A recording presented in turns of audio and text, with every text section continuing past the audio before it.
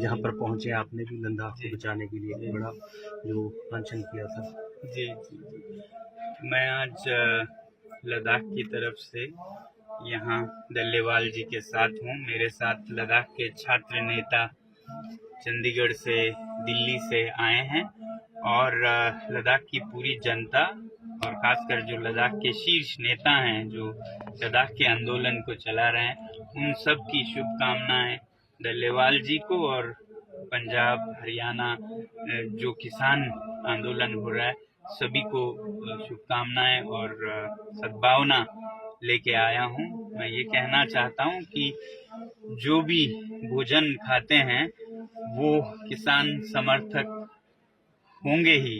हम सब जीते हैं इन्हीं के काम से, तो हमें ऐसी स्थिति में किसानों का साथ देना चाहिए। और किसानों के साथ देने की बातें तो बहुत होती हैं, मगर किसानों से पूछ के हों, जो किसानों के भलाई के लिए है, किसानों को बचाने के लिए है, वो किसानों के समन्वय के साथ हों।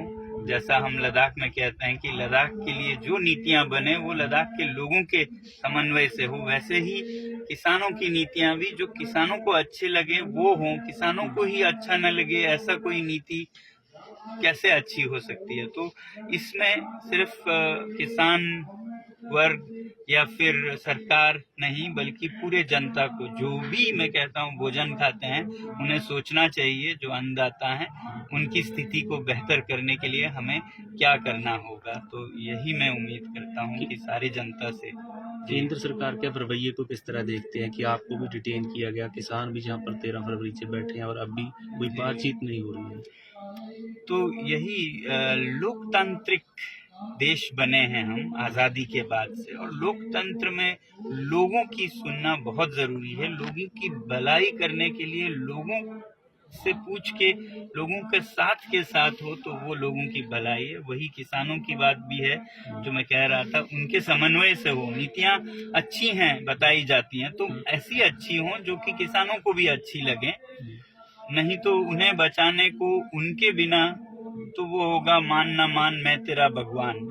तो उनसे पूछ के उनको क्या दर्द है, वो दर्द दुख हटाने के नीतियां हो। वैसे ही हम लद्दाख में कहते हैं कि लद्दाख की भलाई आप करना चाहते हैं, मगर लद्दाख के लोगों को भी साथ लेके भलाई करें तो सबकी भलाई होगी। तो मुझे उम्मीद है कि सरकार में आगे ये सूझबूझ आएगी कि लोगों के साथ मिलके, और इसके लिए हमें सभी लोगों को सरकार से अपील करनी चाहिए। खासकर किसानों की बात तो ऐसी है कि हर नागरिक उससे अलग नहीं है। लद्दाख को कोई समझता है, कोई नहीं समझता है कि पानी वहां से आता है पूरे देश का, मगर किसान का बोया हुआ उगाया हुआ ना खाने वाला तो कोई नहीं है। कोई ऐसा नहीं है कि मुस्लिम नहीं खाते, हिंदू नहीं खाते किसानों का खाना, क्रिश्चियन नहीं खाते, या फिर कांग्रेस वाले नहीं खाते, बीजेपी नहीं खाते, आम आदमी पार्टी नहीं खाते। कोई ऐसा दल नहीं है, कोई ऐसा समुदाय नहीं है, कोई ऐसा नागरिक नहीं है जो किसानों का उगाया हुआ नहीं खाते। तो उनकी समर्थन और उनके लिए, उनके हित में नीतियां बनाना बहुत जरूरी है सरकार के लिए और लोगों के लिए भी, कि ये सिर्फ किसानों का मसला है सोच के ना छोड़ें। ये पूरे देश का है, सभी नागरिकों का है। जो भोजन विरोधी नहीं, वो किसान विरोधी नहीं। आपको लगता है कि केंद्र सरकार इस समय तानाशाही रवैया अपनाए हुए है? जब तक वो लोगों का न सुने तो ऐसा ही दिखेगा। मेरी उम्मीद है कि ये एक ट्रांजिशन है जिसमें हमें ऐसा लग रहा है, आगे नहीं तो पीछे वो जरूर सुनेंगे। जैसा मुझे लगा था जब प्रधानमंत्री जी ने किसानों की बात सुनकर वो कानून वापस लिए, नए बनाने की बात हुई।